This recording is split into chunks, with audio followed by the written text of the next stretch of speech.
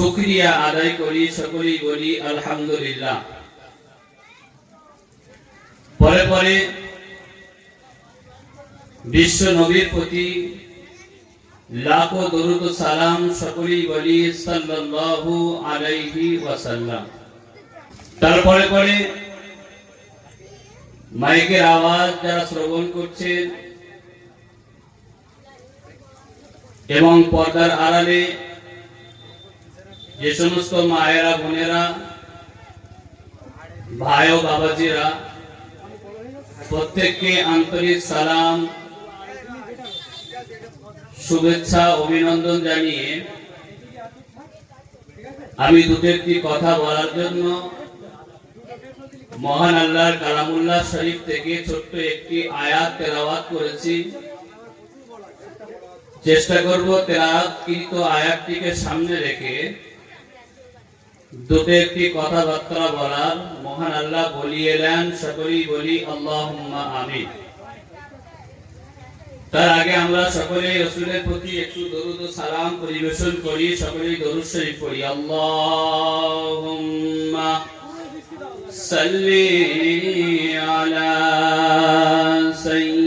সাইয়্যিদিনা মাওলানা মুহাম্মদ ওয়া আলা আলি সাইয়্যিদিনা মাওলানা মুহাম্মদ। আল্লাহুম্মা সাইয়্যিদিনা মাওলানা মুহাম্মদ। জন্ম আমায় নবীর যুগে হলে কেমন হতো, জন্ম আমায় নবীর যুগে হলে কেমন হতো, দুনয়নে রাসূল পাক দেখলে কেমন হতো, দুনয়নে রাসূল পাক দেখলে কেমন হতো, জন্ম আমায় নবীর যুগে হলে কেমন হতো। আসতো ভেসে হযরতে বেলালের মধুর আযান, আসতো ভেসে হযরতে বেলালের মধুর আযান, যে আযানে ছিল ও এমন প্রেম মুগ্ধ রহমান, দয়ার নবীর পিছে নামাজ পড়লে কেমন হতো, দয়ার নবীর পিছে নামাজ পড়লে কেমন হতো। আল্লাহুম্মা সাল্লি আলা সাইয়্যিদিনা ওয়া আলা আলি সাইয়্যিদিনা।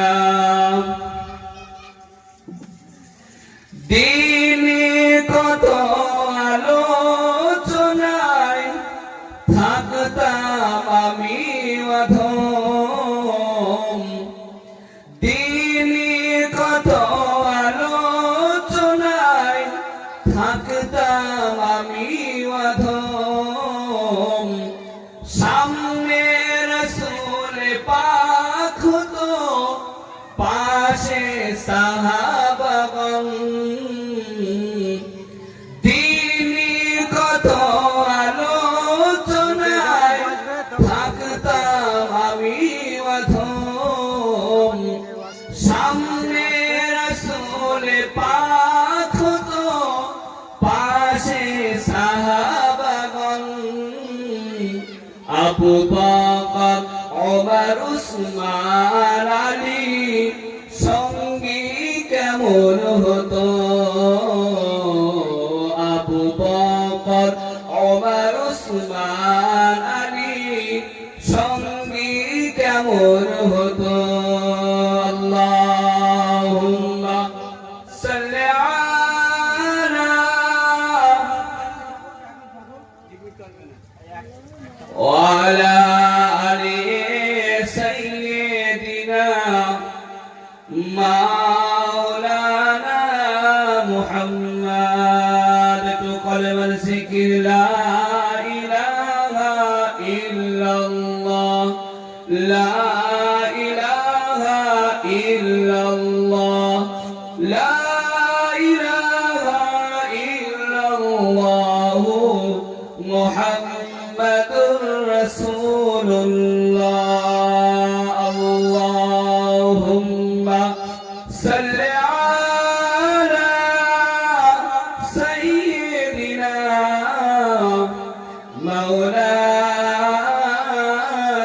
মুহাম্মদ ওয়া আলা আলি সাইয়্যিদিনা মাওলানা মুহাম্মদ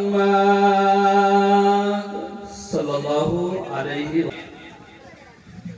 সত্যি খুব ভালো লাগছে এই কারণে ভালো লাগছে যে মহান আল্লাহ তিনি চেয়েছেন বা তিনি ভালোবেসেছেন বলে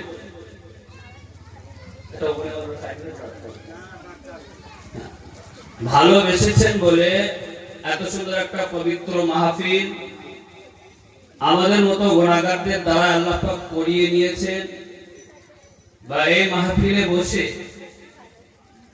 আমি দুটো একটি কথাবার্তা বলবার মতন সুযোগ পেয়েছি মহান আল্লাহ সুযোগ করিয়ে দিয়েছে এই জন্য আল্লাহর কাছে হাজারো শুকরিয়া সম্মানিত দিনদার ইমানদার পরিষ্কার মুত্তাকি আল্লাহওয়ালা ভাই ও বাবাজিরা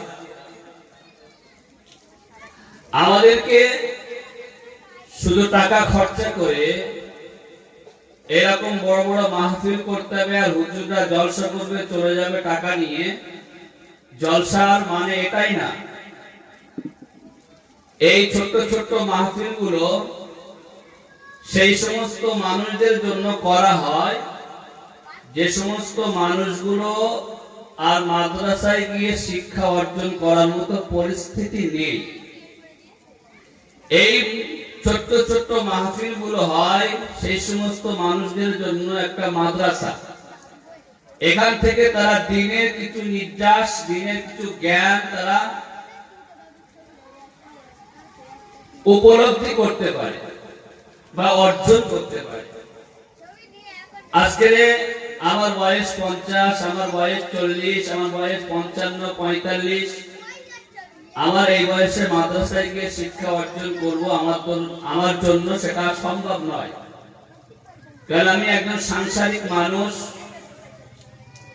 বিভিন্ন কাজ কাম বিভিন্ন কর্ম আমাকে করতে হয় সংসারটাকে পরিচালনা করার জন্য অতএব সেই পরিস্থিতি আমার আর নেই যে আমি মাদ্রাসায় গিয়ে শিক্ষা অর্জন করব এই সমস্ত মাহফিলগুলো শুধু কবরবাসীদের রুহে মাগফিরাতের উদ্দেশ্যে নয় যদি কবরবাসীদের মাগফিরাতের উদ্দেশ্যেই হতো তাহলে দেখা যেত যে কিছু দরুদ সালাম পড়ে কিছু কোরআন শরীফ তেলাওয়াত করে দোয়া সাবিসানি করে দিত মিটে যেত কিন্তু এখানে জ্ঞানী জ্ঞানী মানুষদেরকে আনা হয় কেন তাদের জ্ঞানের যে বক্তব্য তাদের কোরআন হাদিস থেকে তাদের চিন্তাধারা যে বক্তব্য তারা এখানে পেশ করে এটা শুধু কবরবাসীদের রুহে মাগফিরাতের উদ্দেশ্যে নয় এগুলো পেশ করা হয় আমাদের মতো আমরা যারা মাদ্রাসায় গিয়ে শিক্ষা অর্জন করতে পারবো না মসজিদে ইমাম সাহেবের কাছে বসে শিক্ষা অর্জন করতে পারবো না এই বছরে একটা মাহফিল কায়েম করে হ্যাঁ কিছু আমাদের পুরো খিদে আমরা মেটাতে পারবো না আমরা দিনের আংশিক জ্ঞান শরিয়াতের ছোট্ট ছোট্ট মাসলা মাসাইলগুলো আমরা এখান থেকে শিখতে পারবো অতএব আমি গ্রামের ছেলে হিসাবে হয়তো আমার বক্তব্য শোনার জন্য কারো সময় নাও থাকতে পারে, কারণ আমি গ্রামের ছেলে, ছোট্টখাট্ট মানুষ, আমি কি কথা বলবো। ঠিক আছে, বড় বড় উলামায়ে কেরামরা তারা আসবে, আপনারা আসবেন। তো যদি আপনার এই মাহফিলে আসতে মন ইচ্ছে না করে, তাহলে আপনি যদি বাড়িতে বসে থাকেন, যেখানেই বসে আছেন, সেখান থেকে আমার দুটো একটা কথা একটু শোনার চেষ্টা করেন। আমি মহান আল্লাহর কালামুল্লাহ শরীফ থেকে ছোট্ট একটি আয়াত তেলাওয়াত করেছি। এই আয়াতটিকে সামনে রেখে আমি দুটো একটা কথা বলবো। তো সর্বপ্রথম আমাদেরকে বুঝতে হবে যে আমরা কোনো উদ্দেশ্য ঠিক না করে, আমরা কোনো পরিস্থিতি ঠিক না করে, আমাদের কোনো দিক ঠিক না করে আমরা কোনো কাজ করি না বা কোনো পথে চলি না। কখনো এমনটা হয় না যে বাইকে তেল রয়েছে, গাড়ি যখন আমার বাইকে তেল রয়েছে, তো বাড়ি থেকে বাইকটা বার করে স্টার্ট মেরে বাইকটা চালাতে শুরু করি, দেখি কত দূর যাওয়া যায়। এই ইচ্ছা, এই মনমানসিকতা নিয়ে কেউ বাড়ি থেকে গাড়ি বার করে না, গাড়ি স্টার্ট করে না। আগে সে ঠিক করে নেয় যে আমি যাব কোথায়, আমার উদ্দেশ্যটা আগে ঠিক করতে হবে। আমার মৌলিক উদ্দেশ্যটা ঠিক করতে হবে। আমি যে গাড়ি বার করব, আমি যে গাড়ি স্টার্ট করব, আমি যাব কোথায়, এই উদ্দেশ্যটা আমাকে প্রথম ঠিক করে নিতে হবে। এমনটা হয় না যে ক্ষেত আছে মানে, জায়গা আছে মানে যে কোনো একটা দানা ছড়িয়ে দিলাম, যে কোনো একটা চারা, যে কোনো একটা ফসল হলেই হবে, এমন মন মানসিকতা নিয়ে, এমন ধারণা নিয়ে আমরা কেউ চাষবাস করি না। তার আগে আমরা উদ্দেশ্য ঠিক করে নেই, তার আগে আমার কি লাগবে, আমার কোন সবজি লাগবে, কোন চাষটা করলে আমার উপকার হবে, কোন ফসলটা করলে আমার উপকার হবে, আমি প্রথম আমার উদ্দেশ্য, আমার লক্ষ্যটা আমি ঠিক করে নেই, স্থির করে নেই, আমার কোন ফসলটা চাষ করলে আমার লাভবান হবে বা উপকার হবে। হ্যাঁ, এখন বর্ষাকালে যদি কেউ মনে করে যে আমি বর্ষার জমিতে গিয়ে বেগুন রোবো, হবে? বর্ষার জমিতে গিয়ে আমি শস্য বুনবো, হবে? হবে না। আগে আমার উদ্দেশ্য ঠিক করতে হবে যে এখন মৌসুমটা কোন সময় চলছে আর আমার এখন লাগবে কি। এমনটা হয় না, এমন ইচ্ছা, এমন নিয়াত নিয়ে আমরা তো বাড়ি থেকে বার হই না, যে বাড়ি থেকে বার হলাম, হাঁটতে থাকি, চলতে থাকি, দেখি কত দূর যাওয়া যায়, এমন ইচ্ছা নিয়ে কেউ হাঁটতে শুরু করে না। তার আগে সে উদ্দেশ্য ঠিক করে নেয় যে আমি যাবো কোথায়। এখন আমরা বাড়ি থেকে প্রত্যেকেই কুটুম আসুক, আর আমরা যারা এখানে এসেছি বা বাইরে থেকে যারা এখানে আমরা এসেছি, আমরা কিন্তু প্রত্যেকে উদ্দেশ্য ঠিক করে নিয়ে এসেছি যে আমি যাবো বড় গোবরা বাদামতলী পাড়ায়, সেখানে একটা ইসলামিক ধর্মসভা হচ্ছে, আমরা সেখানে গিয়ে বড় বড় উলামায়ে কেরামরা আসবে, তাদের মুখ থেকে দুটো একটা কথাবার্তা আমরা শুনবো। বা অনেকে কুটুম্বিতে করার নিয়ত নিয়ে বাড়ি থেকে বার হয়েছে। আমি কি বললাম, আমরা সর্বপ্রথম উদ্দেশ্য ঠিক করে নেই যে আমি যাব কোথায়, করব কি আর করছি কি। সবার উপস্থিতি, মহান আল্লাহ তাসবিহ করছিলেন ফারিস্তা মণ্ডলীরা, মহান আল্লাহ তাসবিহ করছিলেন সমস্ত জিন জাতিরা। মহান আল্লাহ কোরআনের আয়াত সাব্বাহা লিল্লাহি মা ফিস সামাওয়াতি ওয়াল আরদ, নবমণ্ডল ও ভূমণ্ডলে আল্লাহ যত সৃষ্টি রয়েছে সমস্ত সৃষ্টি আল্লাহ তাসবিহ পড়ে। রাসূলের জাবানের একটা হাদিস থেকে পরিষ্কার শোনা যায়, রাসূল কারীম সাল্লাল্লাহু আলাইহি ওয়াসাল্লাম বলছেন, আমি সেই সমস্ত কাপড় পাথরগুলো, সেই সমস্ত বালির কণাগুলো আমি রাসূল এখনো দেখলে চিনতে পারি। রাসূল বলছেন যে আমি সেই সমস্ত কাপড় পাথরগুলো আমি দেখলে এখনো চিনতে পারি যারা আমি রাসূল আমার প্রতি দরুদ পড়ে। সুবহানাল্লাহ, সুবহানাল্লাহ।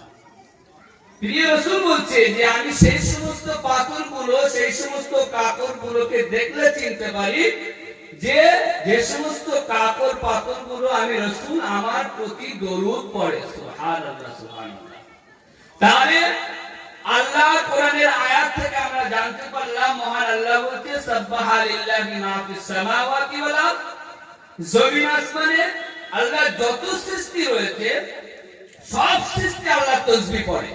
রাসূলের জামানার হাদিস থেকে আমরা জানতে পারলাম রাসূল কারীম সাল্লাল্লাহু আলাইহি ওয়াসাল্লাম বলেছে যে সেই সমস্ত কাপড় পাথর সেই সমস্ত গাছপালাগুলো আমি রাসূল দেখলে চিনতে পারি যারা আমার প্রতি দরুদ পড়ে, সুবহানাল্লাহ সুবহানাল্লাহ। তাহলে আমরা এখান থেকে পরিষ্কার বুঝতে পারলাম কি যে আল্লাহর যত সৃষ্টি রয়েছে সব সৃষ্টি আল্লাহর কৃতজ্ঞতা, আল্লাহর শুকরিয়া, আল্লাহর তাসবিহ তারা জপতে থাকে। এখন আমার প্রশ্ন হলো তাহলে মহান আল্লাহ মানুষ সৃষ্টির কথা ফেরেশতাদের সামনে ব্যক্ত করলেন কেন? আল্লাহ তো তাসবিহ পড়ার সৃষ্টির অভাব ছিল না। আল্লাহর সৃষ্টি যত রয়েছে 18,000 মাখলুকাত, 18,000 মাখলুকাত শুধু, আর অন্য সৃষ্টি তো আলাদা। মাখলুকাত শুধু 18,000। যে আল্লাহ রাসূল বলে কাপড় পাথর তারা আল্লাহর তাসবিহ পড়ে।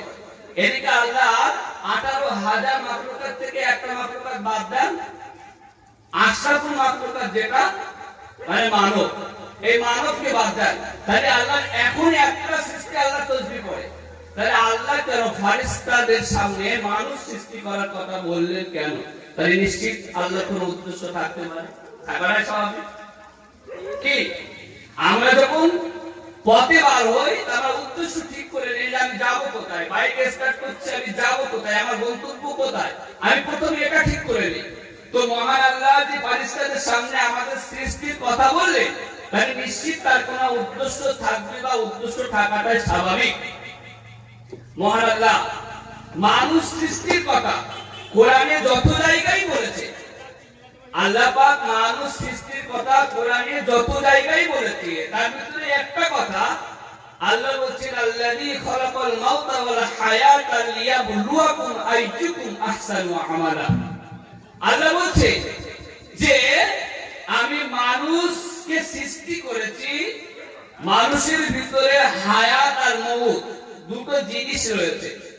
অর্থাৎ মানুষ যেদিন সৃষ্টি হলো তার মউত পর্যন্ত মাঝখানের 40, 50, 60, 70, 80 যে সময়টা সে পেয়েছে, আমি আল্লাহ আমার এটাই উদ্দেশ্য যে এই সময়ের ভিতরে কে কত বেশি আহসানু আমালা, আহসানু আমালা কে কত বেশি ভালো আমল করতে পারে, ভালো কাজ করতে পারে, সুবহানাল্লাহ।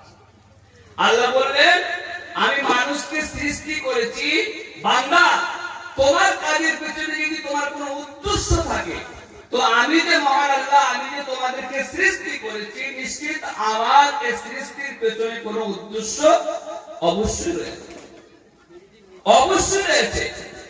মহান আল্লাহ কোরআনের আয়াত ওমা খালাকতুল জিন্না ওয়াল ইনসা ইল্লা লিয়াবুদুন। আল্লাহ বলছেন আমি জিন এবং ইনসানকে সৃষ্টি করেছি শুধুমাত্র কেবলমাত্র একমাত্র আমার ইবাদত বندگی করার জন্য। সম্মানিত উপস্থিতি, তাহলে আমি বোঝাতে পারলাম যে মহান আল্লাহ আমাদেরকে সৃষ্টি করেছে তার পেছনে উদ্দেশ্য রয়েছে।